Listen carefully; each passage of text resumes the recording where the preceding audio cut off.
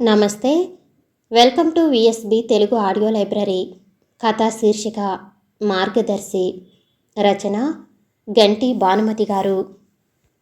తనెక్కడికి వెళితే అక్కడికే వస్తూ, తనెక్కడుంటే అక్కడే తచ్చాడుతూ, వెనకే తిరుగుతున్న కూతురు ప్రత్యూషను ఆశ్చర్యంగా గమనిస్తూనే తన పని తను చేసుకుంటుంది సమీర. ఏమిటో అంతలా నా వెనకాలే కూడా తిరుగుతున్నావు? ఏదైనా చెప్పాలా? ఏదైనా కావాలా? ఇంక ఉండబట్టలేక కూతుర్ని అడిగేసింది. అవునన్నట్లుగా తలూపింది. అవునమ్మా, నిన్ను అడగాల్సింది ఉంది. దానికి నీ సమాధానం కావాలి. నువ్వు ఖాళీగా కనపెడితే చెప్పాలనుకుంటున్నాను. కానీ నువ్వేమో బిజీగా ఉన్నావు కదా. ఎలా? ఈ పీక్ టైంలో నాకు ఖాళీ ఎక్కడుంటుంది? ఏమాత్రం ఒక్క నిమిషం లేటైనా ఆ తర్వాతవన్నీ కూడా ఆలస్యమైపోతాయి. అందుకని నేను నీకు ఖాళీగా కనబడను. నువ్వు చెప్పాలనుకున్నది చెప్పదలుచుకుంటే చెప్పు. నా పని చేసుకుంటూనే వింటాను. కొబ్బరి తురుము ముక్కలు మిక్సీలో వేసి బర్రుమంటూ తిప్పింది సమీర. అలా కాదమ్మా, నువ్వు అటూ ఇటూ తిరుగుతుంటే నాకు చెప్పడానికి అసలు ఇంట్రెస్ట్ రాదు. నువ్వు కూర్చుంటే నేను చెప్తా అంటూ మిక్సీని ఆపి తల్లి 2 భుజాల మీద 2 చేతులు వేసి అక్కడే ఉన్న స్టూలు మీద కూర్చోపెట్టింది ప్రత్యూష. తనకన్నా పొడుగ్గా కత్తిరించిన జుట్టుతో బొమ్మలా ఉన్న కూతుర్ని చూసి చిరునవ్వు నవ్వుతూ వంటగట్టుకి వీపు నానించింది. చెప్పేదేదో తొందరగా చెప్తే నా పని నేను చేసుకుంటాను. నాకు కాలేజీ టైం కూడా అవుతుంది. ఒక్క క్షణం తల్లి ముఖంలోకి నిశ్శబ్దంగా చూసింది. మనకి చుట్టాలెవరైనా ఉన్నారా? సూటిగా అడిగింది. ఇది అడగటానికా ఇంత బిల్డప్ ఇచ్చావు? ఈ ప్రశ్న నేను కూర్చుంటేనే అడగక్కర్లేదు. నేను పని చేస్తుంటే కూడా అడగొచ్చు. నా టైం వేస్ట్ చేశావు అంటూ లేచింది సమీర. లేవకు, నా అడగడం ఇంకా పూర్తి కాలేదు. ముందు ఇది చెప్పు, మనకి చుట్టాలున్నారా లేరా? ఉంటే మన ఇంటికి ఎవరు రారేం? మనం కూడా ఎవరిళ్ళకి ఎందుకు వెళ్ళాం? మా ఫ్రెండ్స్ అంతా సమ్మర్లో దసరాల్లో వచ్చే సెలవులకి, పెళ్ళిళ్ళకి, ఫంక్షన్లకి వెళ్తుంటారు. నేనెప్పుడూ ఎవరింటికి వెళ్ళలేదు. ఈసారి మనం ఎవరింటికైనా వెళదాం, సరేనా? సరే అను అని మూతిని సున్నాలా చుట్టి గారాలిపోయింది ప్రత్యూష. సమాధానం చెప్పకుండా సమీర లేచింది. లేచావా? సరేలే, కానీ నాకు జవాబు కావాలమ్మా. సమీర ఆగి కూతురి కళ్ళల్లోకి దీక్షగా చూసింది. చేప పిల్లల మిలమిలా మెరుస్తున్న ఆ సన్నటి కళ్ళల్లో ఎన్నో ప్రశ్నలు, వదలటానికి సిద్ధంగా ఉన్న బాణాల్లాంటి ప్రశ్నలు. ఇప్పుడు ఆమె ఓ చెట్టులా ఉంది. ఓ సందేహాల చెట్టు, ఆకుల్లాంటి ప్రశ్నలు. ఓ ఆకు కోస్తే మరో ఆకు, మరోటి కోస్తే ఇంకో 4 ఆకులు చిగురిస్తూనే ఉంటాయి. ఒక్కొక్కసారి ఒక్కొక్క జవాబు కొన్ని వందల ప్రశ్నలకి చిగుళ్ళు వేయవచ్చు. ఈ క్షణాన ప్రత్యూషకి జవాబు కావాలి. తను జవాబు ఇవ్వాలి. అయితే అది జవాబు అవుతుందా? ఆత్మకథ అవుతుందా? ఏం చెప్పాలి? ఎలా చెప్పాలి? చెప్తే అర్థం చేసుకుంటుందా? అసలు ఎక్కడి నుంచి మొదలుపెట్టి ఎక్కడ ఆపాలి? ఎలా ముగింపు ఎలా చేయాలి? ప్రస్తుత పరిస్థితిని 2 నిమిషాల్లో సరిచేయాలి. నేను మీ నాన్న ప్రేమించుకున్నాం. 2 వైపులా పెద్దవాళ్ళకి ఇష్టం లేదు, కానీ ఎదిరించి పెళ్లి చేసుకున్నాం. అందుకే చుట్టాల్లేరు. నీకు ఎంత అర్థం అయ్యిందో నాకు తెలీదు. నాకు పొద్దుపోతుంది. ఇంకేం అడగకు. ఈ టాపిక్ ఇక్కడితో ఆపేయి అనేసి తన పనిలో మునిగిపోయింది. ఎంత తేలిగ్గా 3 ముక్కల్లో చెప్పింది. కానీ చెప్పినంత తేలిగ్గా జీవితం సాగలేదు. పెళ్ళైన 6 నెలలకే కూతురు పుట్టిందని చెప్పలేకపోయింది. ఇంకా ఎన్నో చెప్పలేకపోయింది. ప్రత్యూష తల్లిని వదల్లేదు. తల్లి వెనకాలే నుంచుంది. ఎదిరించి చేసుకున్నారా? మరి పెద్దవాళ్ళు పోలీసులకు చెప్తామని, రిపోర్ట్ ఇస్తామని బెదిరించలేదా? తన సినిమా పరిజ్ఞానం ఉపయోగించి అడిగింది. మొహంలో రంగులు మారకుండా జాగ్రత్త పడింది సమీర. ఇచ్చారు, బెదిరించారు. పోలీసులు మమ్మల్ని పట్టుకున్నారు. మమ్మల్ని బలవంతంగా లాక్కెళ్లటానికి ప్రయత్నించారు. రాయబారాలు చేశారు. చంపేస్తామన్నారు. కానీ పోలీసుల సాయంతోనే పెళ్లి చేసుకుని ఈ ఊరు వచ్చేశాం. ఆ తర్వాత తల్లి మాట్లాడిందో ఆపేసిందో ప్రత్యూషకి ఏం తెలియలేదు. మనసు మొద్దుబారిపోయింది. ఇంకేం అనకుండా మాటలు మర్చిపోయినట్లుగా నిశ్శబ్దంగా అక్కడి నుంచి వెళ్ళిపోయింది. ఆలోచనలతో పగలంతా గడిపేసింది. ఇన్ని రోజులు అమ్మ నాన్న లాంటి వాళ్ళు ఈ ప్రపంచంలోనే లేరనుకుంది. వాళ్ళు చాలా గొప్పవాళ్ళు, తప్పులే చేయరనుకుంది. ఇంట్లో ఎప్పుడూ వాతావరణం ఆహ్లాదంగా ఉండేది. వాళ్ళిద్దరూ ఎప్పుడూ వాదించుకోలేదు, పోట్లాడుకోలేదు. తనని కానీ తమ్ముడిని కానీ ఎప్పుడూ తిట్టలేదు, కొట్టలేదు. ఎంతో గొప్పగా కనిపించే అమ్మా నాన్నలు ఇలా చేశారా? ఎంత పెద్ద తప్పు అది. ఇంట్లోంచి వెళ్ళిపోవాలంటే ఎంత ధైర్యం ఉండాలి. పారిపోవటం, పోలీసులు పట్టుకోవటం, నలుగురు తిట్టటం, పోట్లాటలు, అచ్చు సినిమాల్లోలాగా. అది తప్పనిపించలేదా? ఎవరు హర్షించని తప్పు, సమాజం ఆమోదించని తప్పు చేస్తున్నామని అనిపించలేదా? ఇప్పుడు తను అలాంటి తప్పు చేయగలదా? అది అలా చేయటం ఇంట్లో పెద్దవాళ్ళని బాధ పెట్టడం అని తెలుసు. అందుకే అలాంటి ఊహ రానే రాదు. ఆలోచనలు అలా ఆ దారిలోంచి వెళ్ళనే వెళ్ళదు. ఎప్పుడూ మార్కులు, చదువు, పోటీలు, పాటలు, ఏం చేస్తే బావుంటుంది, ఎలా చదివితే ఫస్ట్ ర్యాంక్ కాపాడుకోవచ్చు, ఇలా ఉంటాయి. ఇలాంటి ఆలోచనలే ఉండేవి. కానీ ఎప్పుడూ మగపిల్లలతో స్నేహాలు, వాళ్లతో గంటల తరబడి కబుర్లు, ప్రేమలాంటివి రాలేదు. మరి అమ్మకెందుకు ఆ ఆలోచనలు వచ్చాయి? తన స్కూల్లో కొంతమంది ఆడపిల్లలు చదువుకోకుండా మగపిల్లలతో మాట్లాడుతుంటారు. సినిమాల గురించి, హీరో హీరోయిన్ల గురించి మాట్లాడుతుంటే విన్న టీచర్లు వాళ్ళని బాగా తిట్టేవారు. వాళ్ళకి మార్కులు కూడా చాలా తక్కువే వస్తుండేది. అలాంటి ఆడపిల్లలతో మాట్లాడటానికి తామెవరూ ఇష్టపడేవారు కాదు. తను కూడా అలాంటి పిల్లలకి దూరంగానే ఉండేది. తను ఎలాంటి వాళ్లతో మాట్లాడదో, ఎలాంటి వాళ్ళకి దూరంగా ఉంటుందో సరిగ్గా అలాంటి వాళ్లేనా అమ్మా నాన్న? ఇన్ని రోజులుగా వాళ్ళు దేదీప్యమానంగా వెలిగిపోతున్న రూపాలు, దేవతా విగ్రహాల్లాంటి కళలుట్టిపడే రూపాలు. కానీ ఈ క్షణాన కిలుం పట్టి వెలవెలపోతున్నారు. రాత్రి నిద్ర పట్టలేదు. దుప్పటిని మెడ వరకు కప్పుకుని పైన తిరుగుతున్న ఫ్యాన్ని చూస్తుంది. రోజులాగే ఆ రోజు కూడా ప్రత్యూష, ప్రణవ్ పడుకున్న గదిలోకి వచ్చింది సమీర. పడుకునే ముందు వచ్చి పిల్లల్ని ఓసారి చూసి వెళుతుంది. చెరో మంచం మీద పడుకున్న పిల్లల దుప్పట్లు సరిచేసింది. తల్లి రావటం చూసిన ప్రత్యూష బలవంతంగా కళ్ళు మూసుకుంది. సమీర కూతురు మంచం దగ్గరికొచ్చి నుంచుంది. ఓవైపు ఒత్తిగిలి అరచేతిని చెంప కిందికి చేర్చి మధ్య మధ్యన ఓ కన్ను తెరిచి తల్లిని గమనిస్తుంది. దుప్పటి సగం మొహానికి కప్పుతుండటం వల్ల సమీరకి కూతురి మొహం అస్పష్టంగా కనిపిస్తుంది. ఇన్నాళ్ళు దాచి ఉంచిన గతం కూతురికి తెలియనిది, రహస్యంగా తనలోనే ఉన్నది. ఈ రోజున కూతురికి అంతా పూర్తిగా కాకపోయినా తెలిసిపోయింది. నిజానికి తన గతం ఎప్పుడైనా తెలవాల్సిందే. ఇన్నాళ్ళు చిన్నవాళ్ళు అడగలేదు. ఇప్పుడు కూతురు అడిగింది. అంటే పెద్దదైంది. ఈ రోజున అబద్ధం చెప్పినా నిజం ఏదో ఓ రోజున తెలుస్తుంది. అందుకే నిజాన్ని క్లుప్తంగా చెప్పింది. గబుక్కున్న దుప్పటిని కళ్ళ మీద నుంచి మెడ వరకు లాగి కళ్ళు తెరిచింది ప్రత్యూష. అమ్మా, ఒకటి అడగనా అంటూ పడుకునే కొంచెం వెనక్కి జరిగి తల్లి కూర్చోవటానికి ముందు స్థలం చేసింది. ఇంకానా అన్నట్లుగా చూసింది సమీర. నీలం రంగు బెడ్ లైటు కాంతిలో దంతంతో చేసినట్లుగా ఉన్న ఆ తెల్లని మొహాన్ని చూసింది సమీర. నిన్నటి వరకు కనిపించిన బాల్యం ఛాయలు ఈ రోజున కనపడటం లేదు. 16 ఏళ్ల వయసు వచ్చిన నున్నదనం, అందం ఆమె నుదిటి మీద, చెంపల మీద పడి మెరుస్తుంది. నువ్వు తప్పు చేశావని నీకెప్పుడైనా అనిపించిందా? ఆరిందిలా కాకుండా ఓ సమవయస్కురాలిలాగా అడుగుతున్న కూతుర్ని చూస్తే కూతురిలా అనిపించలేదు. సాటి ఆడదానిలా అనిపించింది. మానసికంగా తన వయసుకి వచ్చేసిందా? తల అడ్డంగా ఊపింది సమీర. లేదు, అలా అనిపించలేదు. అప్పట్లో నా పరిస్థితులు అలాంటివి. ఆ సమయంలో మెరుగైన జీవితం కావాలనుకున్నాను. అది దొరికింది. అలాంటప్పుడు చేసింది తప్పని అనుకునే అవకాశం రాదు. ఆ తర్వాత కూడా రాలేదు. ఆశ్చర్యంగా తల్లిని చూస్తూ లేచి గోడకి చేరబడింది. అంటే అమ్మ, నువ్వన్ని కష్టాలు పడ్డావా? ఇంట్లోంచి వెళ్ళిపోవాలనుకునే కష్టాలుండేవా? అవి డబ్బుగా, ఆకలికా, సవిత్తల్లా, బాధ్యతల్ని పట్టించుకొని తండ్రా, టీచర్లు బాగా తిట్టుకొట్టేవారా? చదువంటే ఇష్టం లేకనా? ఎలాంటివి? ఇంట్లోంచి పారిపోయేంత ఏ కష్టం వచ్చింది? మంచం మీద కూర్చుని ప్రత్యూషలాగా గోడకి చేరబడింది. నువ్వన్ని కష్టాలు చెప్పావు, కానీ అవేవి కానే కావు.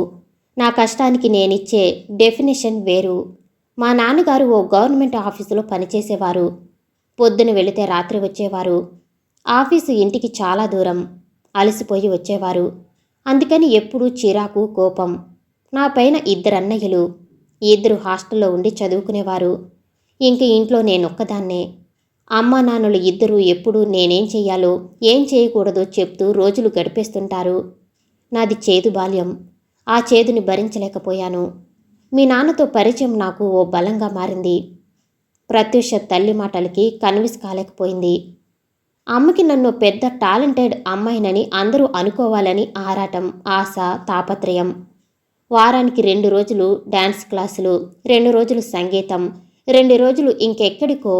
ఇంకా స్కూల్లో కాంపిటీషన్లుంటే అన్నిట్లో నాకు బహుమతి రావాలి. రాకపోతే తిట్లు, దెబ్బలు. ఈ బిజీ షెడ్యూల్లో ర్యాంక్ వెనక్కి వెళ్ళినా, మార్కులు తక్కువ వచ్చినా ఊరుకునేది కాదు. నేనేం చదవాలో, ఎంతసేపు చదవాలో, ఎలా చదవాలో అన్నీ ఓ టైం టేబుల్గా చేసి ఉంచేది. 10వ క్లాస్ అయిపోయాక నేనేం గ్రూప్ తీసుకోవాలో, నాకేది ఇష్టమో కనుక్కోకుండా అమ్మా నాన్న ఓ 4 రోజులు యుద్ధం చేశారు. సమీర డాక్టర్ కావాలి, నేను దగ్గరుండి చదివిస్తాను. మన కుటుంబంలో లేడీ డాక్టరే లేదు. సమీర మొదటి లేడీ డాక్టర్ అవ్వాలి. ఏం మాట్లాడుతున్నావు? సమీర ఎంత నాజుకు పిల్లో తెలిసి మెడిసిన్ చదవమంటావా? ఎంత కష్టపడాలో తెలుసా? 6 ఏళ్లు చదవాలి. ఆ తర్వాత హౌస్ సర్జన్సీ. ఆ తర్వాత ఓ 2 ఏళ్లు పల్లెటూళ్ళలో తప్పనిసరిగా పనిచేయాలి. ఆ తర్వాత 3 ఏళ్లు పీజీ. మెడిసిన్ పేరు చెప్పి దాన్ని ఉతికేసి పిండేస్తావా? నేను ఒప్పుకోను. అది ఎంపీసీ తీసుకుని ఇంజనీర్ అవ్వాలి. ఆ 2 నేను తీసుకోను, ఆర్ట్స్ తీసుకుంటాను అని నేనంటే ఏదో జరగరానిది జరిగినట్లు చూసి ఇద్దరు నన్ను బాగా తిట్టారు. బలవంతంగా ఓ రెసిడెన్షియల్ జూనియర్ కాలేజీలో ఇంటర్లో చేర్పించారు. అక్కడ ఎప్పుడూ చదువు చదువు. వారం వారం నా రిపోర్టు ఇంటికి వెళ్ళిపోయేది. మార్కులు చూసి అమ్మ నాన్న ఇద్దరూ వచ్చి తిట్టి వెళ్ళిపోయేవారు. ఒక్కోసారి పిల్లల ముందే తిట్టేసేవారు. అది భరించలేక ఫ్యాన్కి చున్నీ కట్టి ఆత్మహత్య చేసుకోవటానికి ప్రయత్నించాను. సరిగ్గా అదే సమయంలో రూంలోకి ఏదో పనుండి వచ్చిన వాళ్ళు లోపల గడియ ఉండటంతో ఏదో అనర్థం జరగబోతుందని గ్రహించారు. గబగబా తలుపులు బలవంతంగా తీసి నన్ను కిందికి లాగి డాక్టర్కి కబురు చేశారు. అమ్మా నాన్న వచ్చారు. అందరూ వాళ్ళిద్దరిని తిట్టారు. నన్ను ఇంటికి తీసుకువచ్చారు. అక్కడ కాలేజీ మానేశాను. కామర్సుతో మరో కాలేజీలో ఇంటికి దగ్గరలోనే చేరాను. అమ్మా నాన్న నాతో మాట్లాడడం మానేశారు. ఒంటరిదాన్నైపోయాను. కొంచెం చదువు మీద శ్రద్ధ చూపిస్తున్నాను.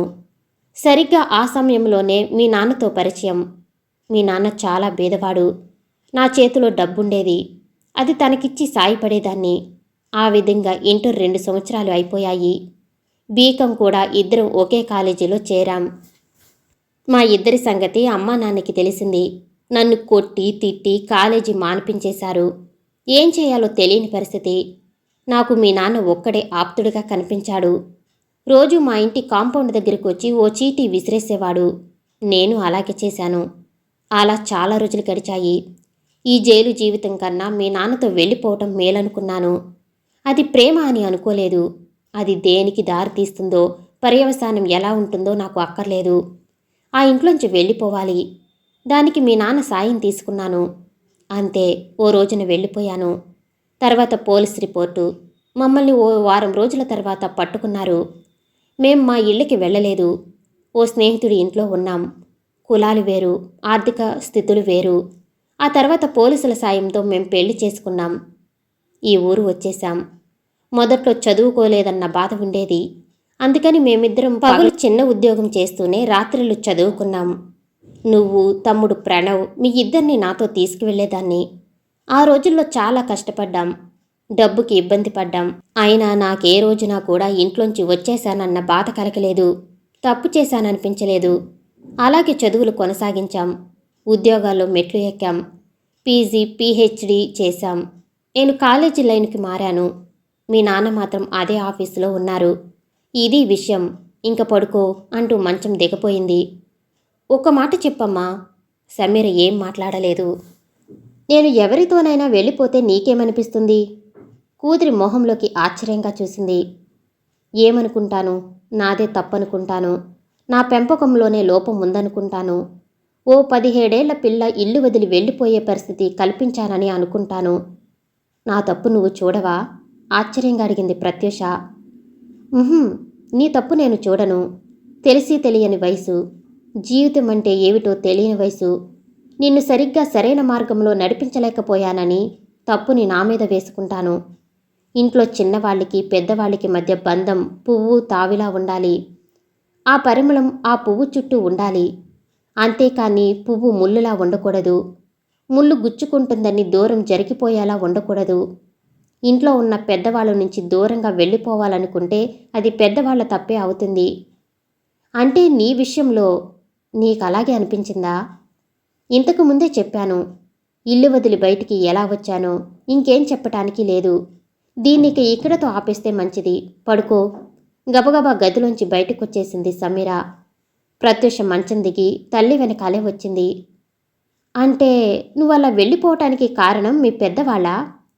సమీర కూతురు మాటలకి సమాధానం ఇవ్వటం కోసం అక్కడ డైనింగ్ టేబుల్ దగ్గర ఓ కుర్చీలో కూర్చుంది. టైం చూసింది. గోడ గడియారం 10:30 చూపిస్తుంది. రోజు ఈ సమయానికి రేడియోలో వివిధ భారతి వింటూ పడుకోవటానికి ప్రయత్నిస్తుంటుంది.